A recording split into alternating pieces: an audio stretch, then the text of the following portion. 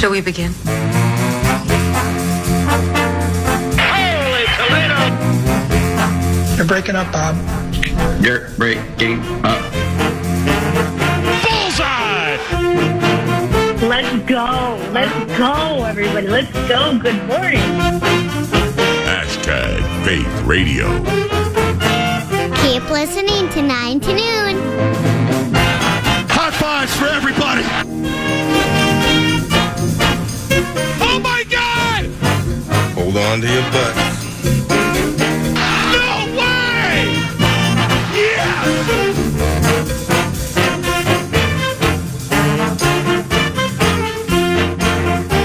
All I can say is, wow.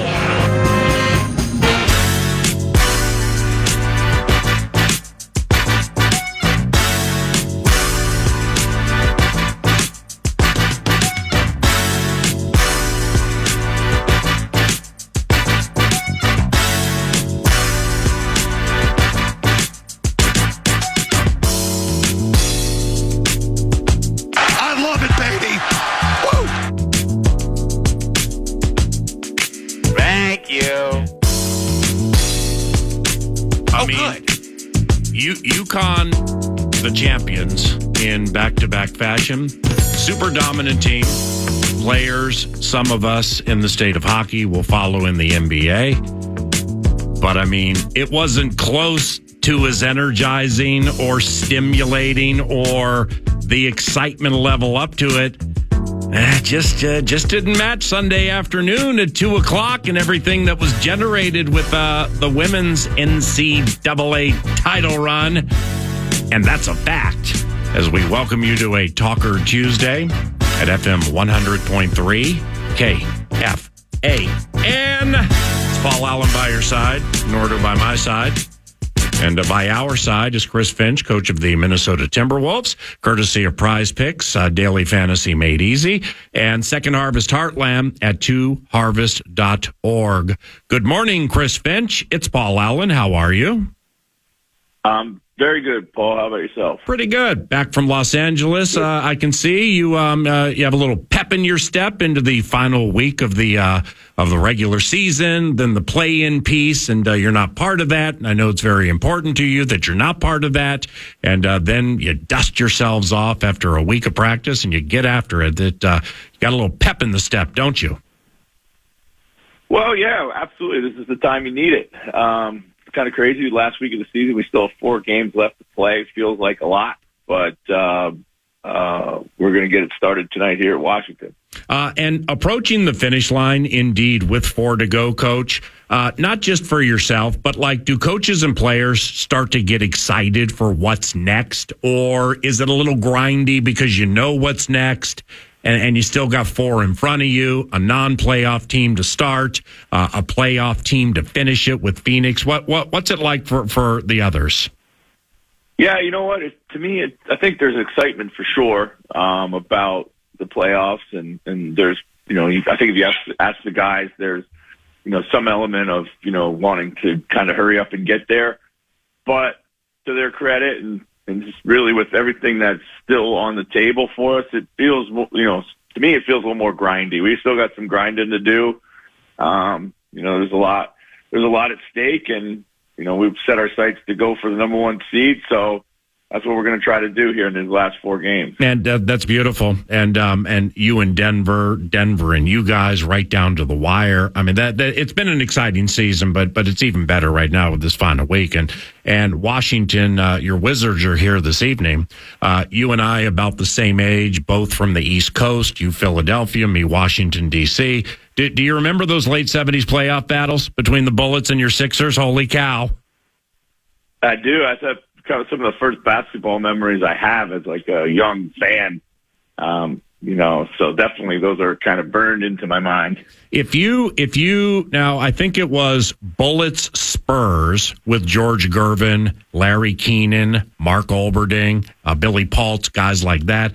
It wasn't the Sixers, but Dick Motta has that all-time famous phrase. So, hopefully you don't get down 3-1 in a series when the playoffs begin. But if you do, will you say to, like John Krasinski, the opera ain't over till the fat lady sings? Go Yeah, ahead. hopefully we can avoid that situation altogether. Yeah, So we don't have to come up with any clever sayings. Go ahead and go with that one in 2024. I mean, you talk about finding you talk about finding a way to ruin a playoff series. Holy cow! Now, when you play non-playoff teams, sniffing the off season, it's is it important to jump non-playoff teams early, or certainly at some point of the first half, and let them know this bad boy's over? Well, that's what you would always like to do, get off to great starts. And that's something we've been trying to focus on, particularly at home. As we come down the stretch here and get ready for a playoff. Sometimes, the game turns when it turns. So you just gotta, but ideally you'd like to be super focused, come out with all the intent. Are you executing the game plan? Are the efforts all there? Sometimes it has to do with your schedule. Sometimes it has to do with your opponent. There's a lot of things that factor into it, but we need to be focused and ready tonight.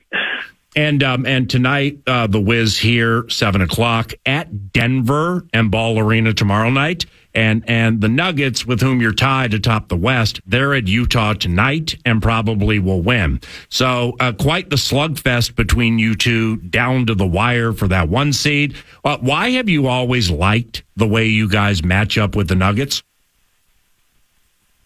Well, I think, we have size, of course, that helps us.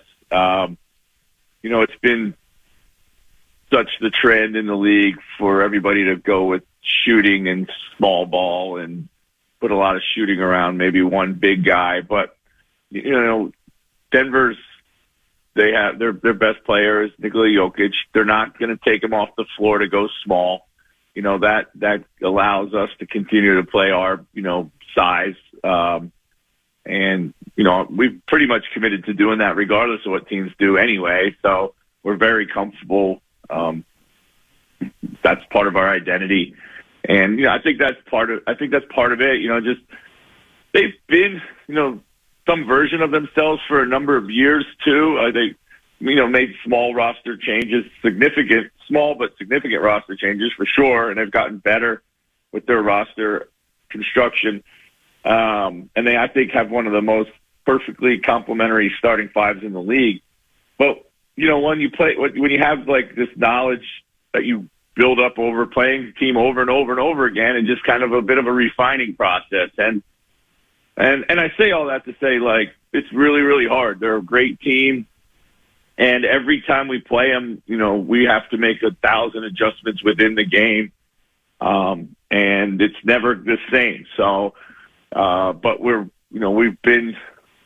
have a confidence when we play them, and I think that just comes from like a collective experience over the last several years. Atlanta and DeJounte here Friday, then the Suns Sunday at Target Center to close the regular season. And credit the Suns for last Friday, right? How did you see that game? Yeah, I mean, great job by them. They've been playing in an outstanding rhythm coming into that game. We told the guys that they've been getting off to big starts. They had New Orleans and the Cleveland games, they jumped them early. They came out and jumped us early. And then they just kind of never relented. We had one of those nights offensively, credit to them again. Some of it was their doing. Some of it was just bad shooting luck. We couldn't get anything to drop.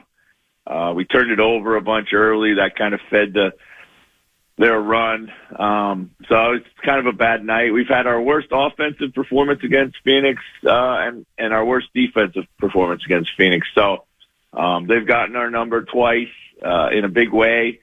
So, we're going to have to kind of address that and figure out who we are against that team, on Sunday. Chris, in what ways will next week, with some days off, help you guys physically? Yeah, physically for sure. I think you get a chance to kind of regroup, get a kind of planned rest, and you can really periodize your training so you can ramp up perfectly. And I think also just mentally you can just take a little bit of a break, kind of enjoy the season for what it was. We may not know who we're playing based on the play-in scenario where we finish. So we'll have to wait to see where that unfolds. But if we do know early, then you can start really focusing in your training.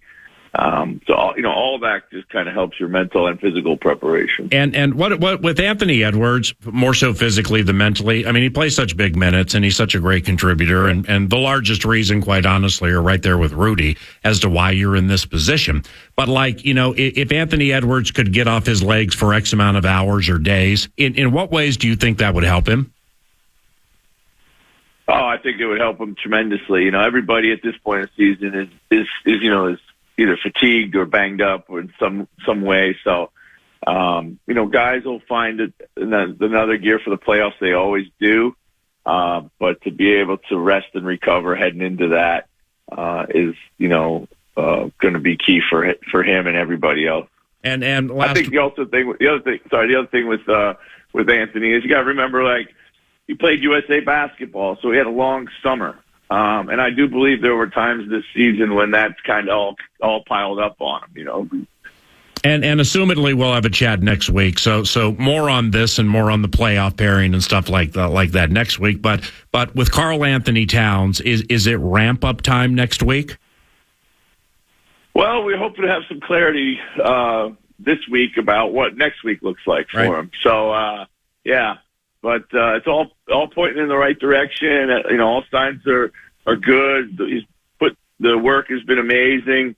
The progress has been on point. So, let's see what the next couple days bring, and then we'll be able to have a plan, I would hope. And would the belief be with Naz Reid, after starting so many games and playing against ones or starters for every team for so long, maybe if he reassumes a secondary role and hooks backups at certain times of the games, I mean, that could only benefit him, right? Well, I mean, that's, how that's basically, the season he's had for us. To me, he's the sixth man of the year. And he's done an incredible job of moving seamlessly into the starting lineup. And his confidence has been sky high all season, and I don't see any reason for that to change. Heading into the playoffs here, no matter what his role is. Thank you very much for the time. I know you have a coaches meeting coming up in a minute, and we'll talk next week. Best of luck with this week from Washington through Phoenix. Keep them all healthy, and I look forward to our next chat, all right? All right, thanks, PA. Yep, see you, buddy. That's Chris Finch, coach of the Minnesota Timberwolves, a weekly guest, 9 to noon. Timberwolves battling your Nuggets for the 1 seed in the Western Conference. And they get the Wiz this evening, winnable game, 16.5-point favorites, winnable game. You're at Denver tomorrow. Then you get an Atlanta team with DeJounte Murray and Clint Capella and a couple of sneaky players where if you're not on point, they could knock you off. And you finish at home against Phoenix, a team that just held you to 87 points. I didn't get a chance to watch a lot of that game, so I checked in on the score, and I'm like, damn, man, we got 87 points through 3 quarters. That's fantastic. No, Paul, it's for the game. It was a dud. But duds will happen. And it's the final week before the play-in situation and the playoffs for your Minnesota Timberwolves. Thank you, Chris. Thank you, Prize Picks, Daily Fantasy Made Easy. And Chris is on the board of Second Harvest Heartland, and 2harvest.org is the website for them. Nordo produces, and I'm Paul Allen. A happy The Sun is Emerging Talker Tuesday at FM 100.3 KFAN, and we have some Bikes Bites for you next.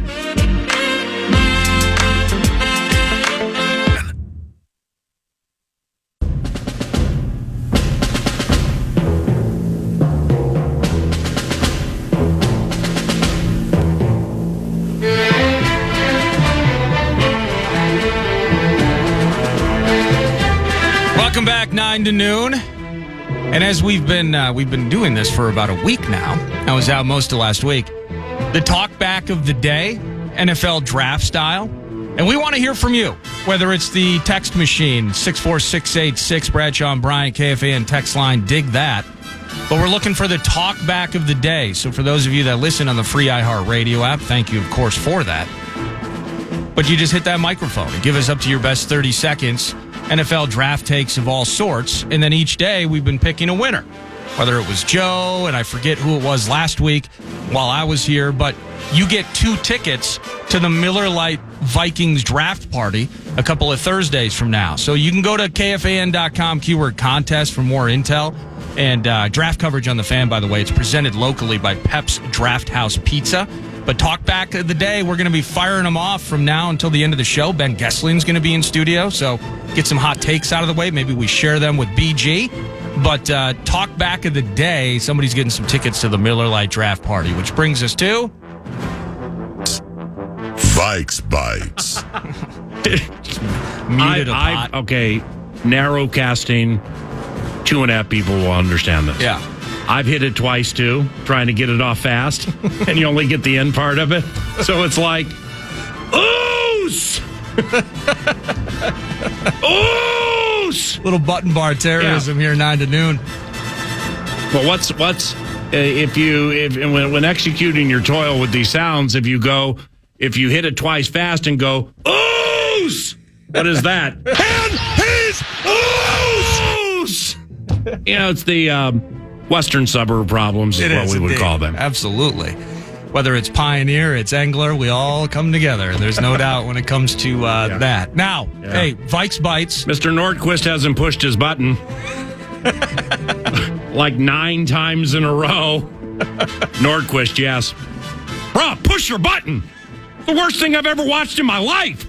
I've just pushed the button. That's all you have to do. It's awful. And they can't speak. Yet they're speaking. And this, and then all of a sudden I think about this, and then you got this problem, and this, and that. Oh, pickaxe in ear.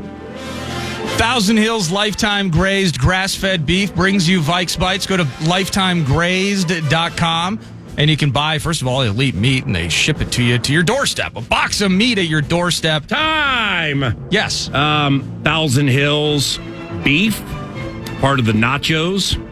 Sunday during the 2:00 Life Changer. Your thoughts? Fantastic. And not even requiring seasoning, depending on how you season your nachos. But if you do season it lightly, it's the grain-fed piece after I've read up on it. And I'm now knowing what to taste for, look for. Yeah, it's they do really, really good work. Thank you for that meat that you gave both of us. Cheers to that. Let's start here, PA. There is a zone coverage article. I found this by Rob Searles. And it's kind of, don't make too much of the McCown-May link.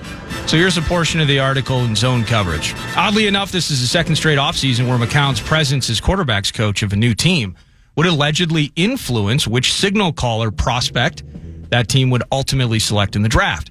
Shortly after the Carolina Panthers hired McCown in mid-February of 2023, the NFL content machine ran wild with C.J. Stroud being Carolina's presumptive number 1 overall pick, all because McCown was enamored with him throughout the draft process. And part of the article, they have a couple of YouTube bits. McCown is comparing C.J. Stroud to Joe Burrow before he becomes the Panthers QB coach. Now, they take Bryce Young. So whether it's McCown to the Vikings, remember Cliff Kingsbury, he meets with the Bears. There's the Caleb Williams link. Now he's with the Commanders, Cliff Kingsbury. Caleb Williams connection. How much, if any, of the hire of Josh McCown, PA, has anything to do with his link to Drake May versus his link to Sam Darnold? Or maybe he's just a good QB coach that has a ton of experience in the league, and they're riding that for whoever they choose to select a couple of weeks from now. Well, the brief, I've yet to meet Josh. All right, now 9 to noon is going to be at Twin Cities Orthopedics Performance Center Thursday. And the featured guest Thursday is going to be General Manager Kwesi Adofo-Mensah. Now, so in attempts to link up with Josh McCown for the radio, I mean, I'm sure I could meet him if I got over there more this time of the year. I've yet to meet him, all right? So, therefore, I can't answer it exactly the way I want to from personal experience or being told this. But what I've been told from others about him is he's super well respected. Well, he's going to be an offensive coordinator one day. All right. So I'm not saying it's a cinch, but I've had 3 of the right people tell me he's OCIT, offensive coordinator in training. All right, so there's that. Man, I'm not saying here, but I'm saying just as you play the thing out. Secondly, I don't know the last year he played. It ain't that long ago. Maybe 3 years? How about that? Okay. And his rookie season was here it is, seasons on the line, 2 receivers left and right. McCown takes the steps up, fires, Nathan Poole, key to the city, throw up, and there we go. So that was his rookie year, Sam Houston State. So 2019, so he's now, but this will be his 5th year out, I guess, but still pretty fresh. But it's beautiful, man. I mean, he's a rookie in 03. So you have whatever generation of man, generation of player, 2010 up to 2019. It's different. Things change. People mature. People change. Pandemic, coaching, stuff like that. Going through all the bio-reference trucks in the parking lot, the nasal swabs and the whole thing. His relatability with players and man, I guess, is high level. I mean, I guess he just is really, really calm when things are hot. He gets his point across without having to be confrontational, and it just seems like a wonderful addition to the Covenant. So when it comes to the tie, it's, the first thing we heard at the Combine was tie to Drake May, Charlotte High School. Right, that's a low hanger, but low-hanging fruit also can be juicy and succulent. He had a tie to Sam Darnold. And they played together, and I guess they're really, really close. Okay, well, Sam's here. So in any way, does that elevate Drake May? I believe it's one of two things. It either elevates him or eliminates him. So you don't have middle ground because you have personal experience, and then you have film. And you have film with, I guess, your Heels had a good receiver 2 years ago. Then they didn't have a good receiver, and things fell off for him. And I read a story on that. I think it might have been that Merrill Hodge thing where he's like, he gets quarterbacks like that get coaches fired. I think it was Athlon Sports. But, well, guess what? Caleb Williams fell off last year compared to 2 years ago, and he's going to be the first overall pick with a bullet. So circumstances. It's when Jordan Addison had anything to do with that. Great point. When you draft a player, but specifically a quarterback, there are so few in the history of the National Football League. You put in their game one, and they're as good game one as they are game 15 in their third year. Right. So you're getting a commodity. You're getting something that you're required to mold it to the way you want it, and to the skill to amplify and magnify the skill set of the individual to the very highest. So that's when you take a quarterback. That's why, for me, with McCarthy, and we've talked about this for really the last couple of weeks now, this specific point. What is super, super fascinating to me about J.J. McCarthy is what he did at ages 19 and 20 and the level at which he did it. And the progression is there. So maybe they pulled the reins back a little bit this year, the championship year, because the defense was the identity of the team. And then the play action from under center to the running back who's going to be drafted, that set up so much. So he managed it beautifully. National championship beautifully. I don't like the assumption because he was asked to manage and run the business. Right. So we're making you the CEO of Wolverines Offense LLC. All right, well, the stock just went to 180 and split 9 times because they won the championship. And he led it.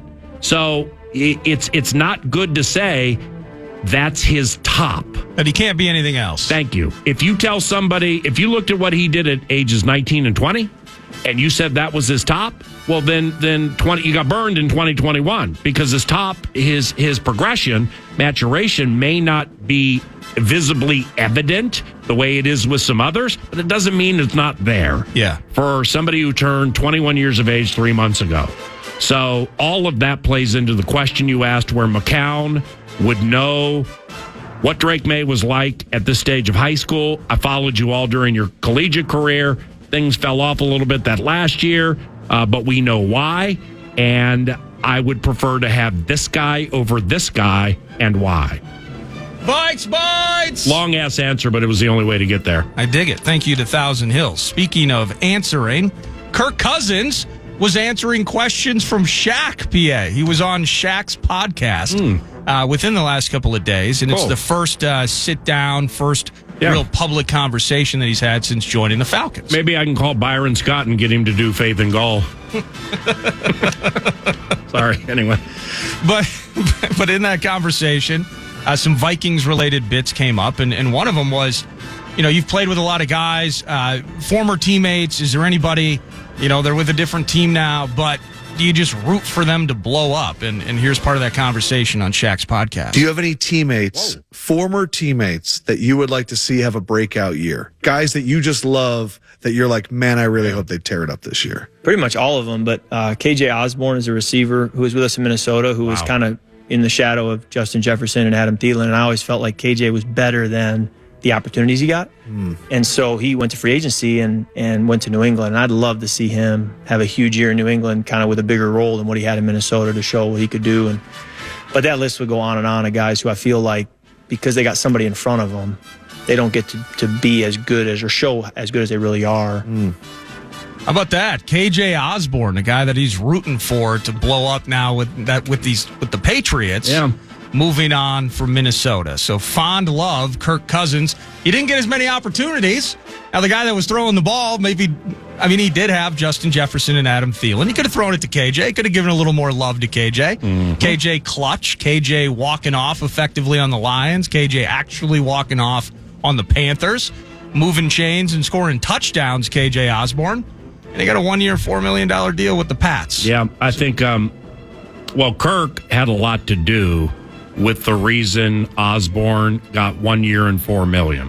So listening to Kirk there, maybe there's some contrition. Maybe he feels bad in looking at all the film where Osborne was open for a fair amount of big chunks or touchdowns and where he's sitting there doing jumping jacks on the far side of the field. But see, that's the likability of KJ, and that's what I think led Kirk to say what he said. Is Osborne would not be the show up the quarterback, do jumping jacks in the end zone because I'm wide open. Yeah. KJ would not be, I haven't had a catch in 2 games. We just beat somebody, but I'm going to steal the show and throw my helmet when I get in the locker room, and it's going to break into 1,000 pieces. It's going to ruin the moment. Quiet KJ, lovable, affable KJ was always the consummate, perfect teammate. For Kirk to go down that road and say, I really pull for KJ, maybe he's, feeling a little remorse or whatever the word would be that KJ got 1 year and $4 million. I think Kirk should just give him $4 million and just make it 1 and 8 and say, well, that's before taxes, and just say, I'm sorry. I mean, the streaking down the sideline at FedEx Field and TJ Hawkinson's debut on the 3rd play of the game. Yeah, you were wide open for a 60-some-odd yard touchdown. But I was immersed and dedicated to throw it to the new guy. So I'm sorry. Here's $4 million. Well, I look at it, and I hate to put it this way, I think Pasternot's the reason that KJ is getting 1 year and $4 million. That Atlanta game, man. I mean, you want to talk about hospital balls? Oh yeah. He put KJ in the freaking abyss. Yeah. And that was the concussion that he misses. I think he missed the next game, the Saints game. I forgot about that. And it just wasn't the same. And he's dealing with this this dearth of talent at the quarterback position. But that was kind of Kirk's injury in general. Now, I'm not saying Kirk's not giving. From what I hear, Kirk can be very generous with his money.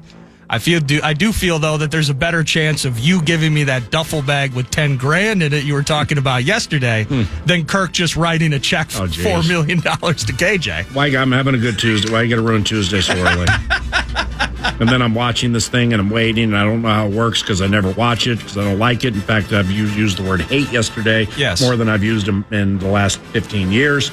I'm watching this boring thing. I'm hearing people speak. They don't know how to speak, and it's working on my ears, and it just goes on and on and on and on and on. And then you bring up the duffel bag, and I got to do it again today. Well, how about let me change the topic while staying with Kirk. Yeah. Part of Shaq's podcast again. I didn't like. I was intrigued by this answer. It's about 1 minute and 15 seconds long, but it's Kirk Cousins when he's asked about by Shaq about what do you want Falcons fans to know? Here it is. What do you want the Falcons fans to know about the new quarterback?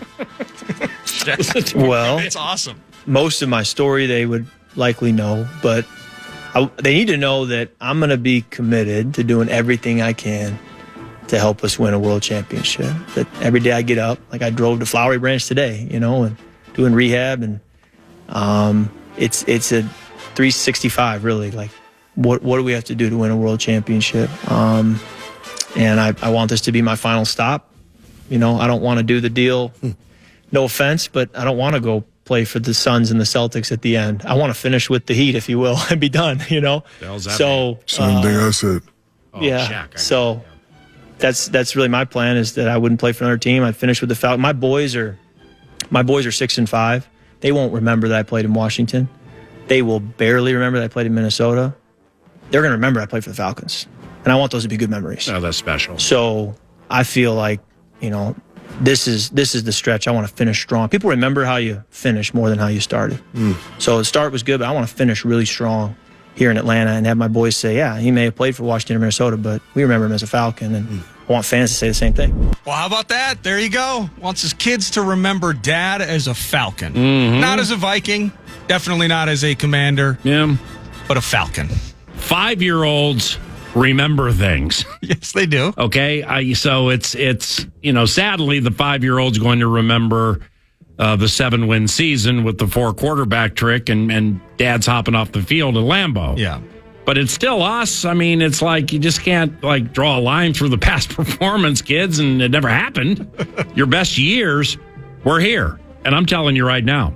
And I will make this proclamation, and I will stick by it. And if I am wrong, I can be chided or teased, because that's what we do, 9 to noon or via social media. Cousins will statistically not have a season in Atlanta close to his best season here. Ooh. I mean, well, close is subjective. He will not surpass it. It will not flow, at least initially, in Atlanta, I believe, the way it flowed here for him at the end. Now, that's an unfair comparison because, in his first year here, coordinator's here for 5 minutes, then he's gone. It's all new, and then it's new again, but he really settled in. He did. He settled in the last year and a half, man. I mean, he was one of the 7-ish best quarterbacks, 8-ish best quarterbacks, most reliable in the NFL for a year and a half. And it was getting better. And that's why 9 to noon, despite, whatever's coming down the road, Spielman says it's overpaying for McCarthy. McCown says, what about the high school kid? Jaden Daniels is like, I'm slender, but I can run. So if it's one of those three, great. Even with one of those three, I always believed there still was a chance Cousins would come back. I didn't realize the guarantee would get to where it did. And to a man, I and everybody listening now, despite if they want to disagree or not, they would take that. They would, if I'm going to give you a choice of $40 or $52 or $100, you're going to take the $100. So he's gone. But it would have been so, and see, that's why I think when we saw that Kevin O'Connell NFL Network thing, and Kevin, he of the wearing his emotions on his metaphorical sleeve variety, you could just tell something bad had happened, that he caught wind that there was a bomb that's about ready to drop on this whole thing. And it happens here and everybody talks about it. It's not supposed to happen here like this, and something happened. And it was that. Well, you could just tell Kevin knows the offense with Kirk Cousins will be better first game through whatever game this year than J.J. McCarthy, Drake May, Jaden Daniels, Michael Penix, Bo Nix, Spencer Rattler, Sam Darnold. Put in there whomever you want, because it was trending that way in such a fluid way, and it was so cold-blooded. So now you just got to kind of start over a little bit. Vikes Bites! Thank you, Thousand Hills. Carmen Vitale, you had her on the show maybe a month ago, somewhere in that neighborhood, Fox Sports Detroit, right? She was with Kay Adams, the Up and Adams bid on FanDuel. Yep. And here she had to say, this is what she had to say in regard to starting the season with Sam Darnold. My hot take is that Sam Darnold is going to start the season for the Minnesota Vikings. You did not pay him $10 million to not play some meaningful games for you. And again, both Kevin O'Connell and Josh McCown, being former quarterbacks, they know how valuable it is to have a quarterback come in and ease himself into the league rather than have to be the guy to start right away, even as good as the situation is in Minnesota. If they can't trade up all the way to get Drake May. Drake May goes number 2 to Washington. I think this is a really good situation for J.J. McCarthy, too. And you can argue till the cows come home about if he's a top 5 pick. But if he ends up being Minnesota's franchise quarterback, that was worth it for them. Any thought? I mean, we've been so focused on moving up and getting the guy, and we did talk about it initially when Darnold arrived, and what was he going to get paid, and is it all based on performance? No, actually, that's mostly he's making about $10 million. Yeah, it's like high 8s. Anyway, we haven't really gone at length of the idea of if you move up and you take Drake May or JJ as is thought of during that quote, that now you have to satisfy the fan base, and that guy's got to start week 1 versus actually I can just bring in Sam Darnold, and it's almost kind of it's maybe not week by week, but it might be month by month, and slowly ease this rookie into the mix. Well, that's the favored scenario, and that's why I didn't even think it was a hot take, Carmen. I think it was very thoughtful. It's favored, but it's not prohibitively favored, and here's why. Because the 1-10 or the 1-8, like you said, okay, I mean, that's not a prove it deal, and I would never disrespect Sam and be like, well, you're here to prove that you can start game 1 and or back up the new quarterback. To a man, after or if they splash and draft a quarterback in one of the top 5 picks, their hope is going to be that my man comes in at minicamp and just puts Byron Murphy on skates. Yeah. Just Mekhi Blackman's biting on every double move. The under the center play action off Aaron Jones with Addison out of the slot on a double move has everybody befuddled because of the way the quarterback's doing it. Oh, here comes Jonathan Grenard, who got around Darisaw. Oh, holy cow. Look at Drake. Look at JJ. Look at Jaden. Look at them go. We haven't seen that since. So that's why I say a veteran starting week 1 is favored, but just remember, this is a different type of quarterback class. When you say deep, like a deep wide receiver class goes 17, 18 deep with those who get second deals playing a majority of games. That ain't the case with quarterbacks. I mean, if it gets 8, 9, 10 deep and you get quarterbacks 6, 7, 8, 9, and 10 getting second deals as high-end backups or starters, that's a deep quarterbacks draft. This is one of them.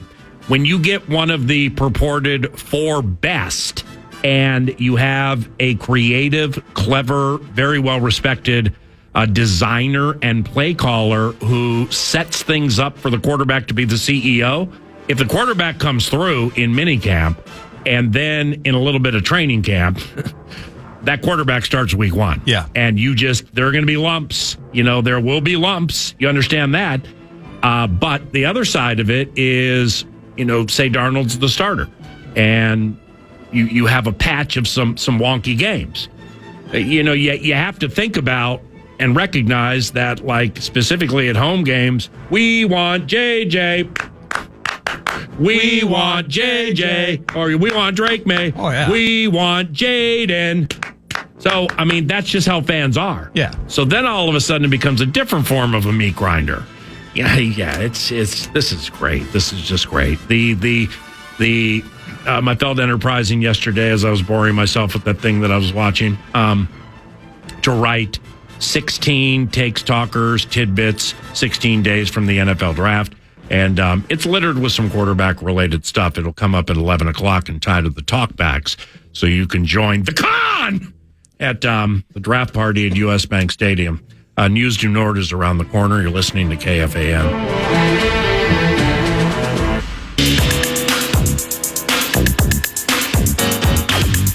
Welcome back. It is News du Nord. News du Nord is brought to you by The Casino at Canterbury Park. The Casino, not a casino. It's The Casino at Canterbury Park. It's poker, it's blackjack, it's table games all year round, each and every day. You're having sips at chips. And, of course, live racing next month. Every year, bringing your kids to watch the horses. My girls loving it when they've had the Clydesdales in. They got the Corgi races. It's, in some ways, bar none, maybe the best family venue in the state of Minnesota. That's Canterbury Park. And as events unfold, of course, the music vibe and everything they have going on there, keep up with it at CanterburyPark.com. 30 years of pick threes, pick fours, and pick fives. Never bugged anybody. But, it's bountiful opportunities are there for the con. Well, it's the only place to go in Shakopee, for that matter. There's no doubt about that. That whole area. CanterburyPark.com. Let's start with the Twins briefly. Twins lost yesterday. Dodgers are in town, and the Twins lose 4-2. Without, as we've watched, whether it's the Caitlin Clark thing, it's UConn last night, winning, I believe, their 6th title as a program, second in a row now with Danny Hurley, and that becomes almost on the verge of being true all-time greatness as they enter into the 2024-2025 season. I'll admit I haven't watched a ton of Twins baseball to start the season, PA. So I jump in, jump out. It's the baseball team's background noise to me right now. Yeah, I understand, but of the core 4, 9 to noon is the one that by far does the most sports and all that. I mean, I might have watched 7 pitches, okay? No, I because the Dodgers are cool, so like I watched an inning. I see what you're saying. Yeah, I'm not watching entire games. I'm jumping in and watching.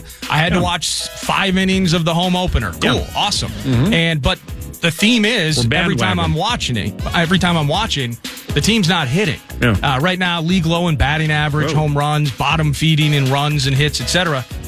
Glasnow and Varland tonight, but that's the turnaround. So I'm glad we're having Dan Hayes on of The Athletic at 10:45 because this thing has had an absolute ugly start to the season. Yeah. And the Dodgers in town they're leading the league in a lot of these offensive categories. Shocker.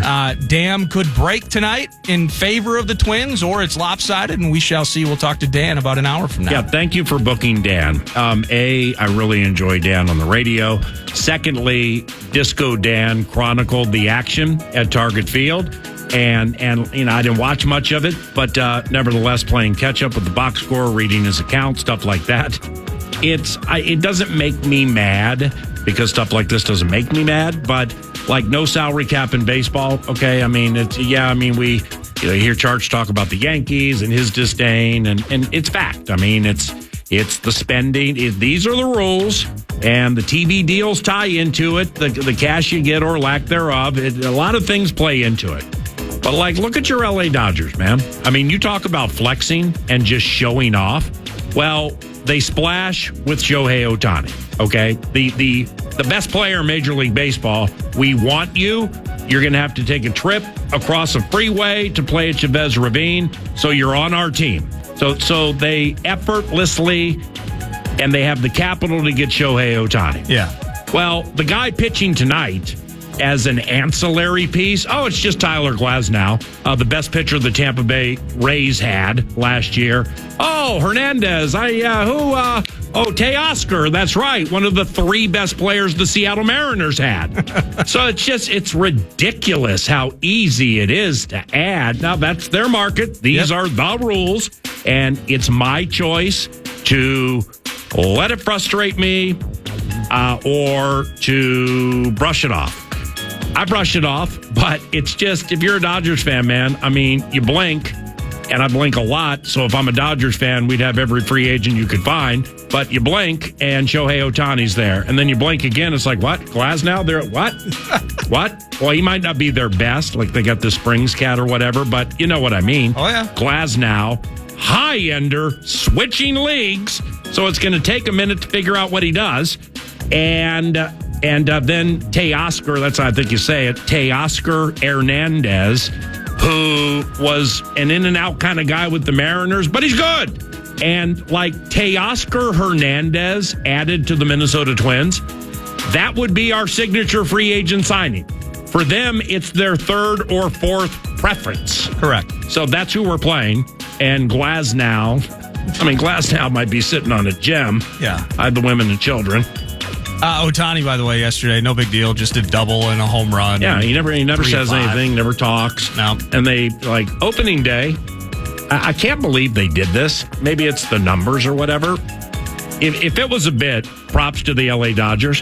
When they introduced, ladies and gentlemen, your 2024 Los Angeles Dodgers, number 1, the Con. And they go through the numbers. Yeah. Ohtani was standing right next to Betts. I always love that Mookie one. Betts. Right, you can't have Ohtani right next to Betts when the translator thing's going on. You have to at least give it a second. Do you think that because he hits behind Betts in the lineup, I think it's 1-2, Betts into Ohtani. Yeah, it's that. Do you think they have to potentially consider a lineup change? Maybe you have Betts in the 9 hole. I don't know. When you know what? I mean, if they're batting next to each other this time next year, when we're able to ponder prop wagering. I always love that one. In-game wagering. I always love that one. Pick 3s or 4s that everybody's had for 150 years and a certain racetrack has had for 30. I always love that one. Anyway, so anyway. UConn did win that championship. I watched most of it until there was about 12 minutes left in the second half. Yeah. There was, they had no shot, PA. I mean, Edey had to score all of their points. And frankly, he did. He had 37, so he tried. What? He had 37? I think he had a 37-10 game was what the stat line looked like. I checked out with 10 minutes to go because it was over. It was over. So congrats to the Huskies. I saw something. The Huskies covered the point spread every game of the NCAA tournament, I believe. Might be 8 or 9 in a row. Might go back to even like the title game or the Final Four last year. Well, but they did it. They did it last night the same way they've done the last 3 I've watched. All right, this is weird. All right, this is weird. All right, this is weird. Oh, they're up by 9. Then they're up by 9 for 4 minutes. Yeah. Oh, they're up by 12. Now they're up by 12 for 3 minutes. Oh, they're up by 16. Well, there's another 3 minutes.